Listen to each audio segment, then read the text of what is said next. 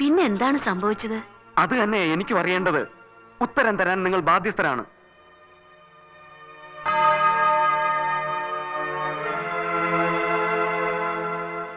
നിങ്ങളുടെ അടുത്തൊക്കെയുള്ള വിശ്വാസം കൊണ്ട് നാട്ടിൽ നിന്ന് ഇത്രയും ദൂരത്തായിട്ടും ഞാൻ അവളെ ഇവിടെ പഠിക്കാൻ അയച്ചത്. ധൈര്യമായിരിക്കൂ വിശ്വം.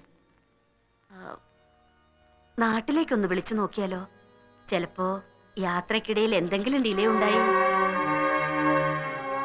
ശരിയാ. വിശ്വനാഥൻ ഒന്ന് വിളിക്കൂ. ദൈവാനുഗ്രഹത്താൽ രേവതി അവിടെ എത്തിയിട്ടുണ്ടാവുമെന്ന എന്റെ വിശ്വാസം.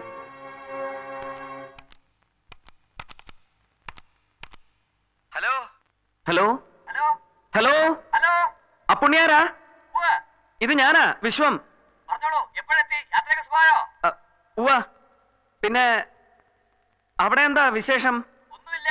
അല്ല, രേവതിക്കുട്ടി എന്ത് പറഞ്ഞു? കല്യാണ കാര്യം പറഞ്ഞപ്പോ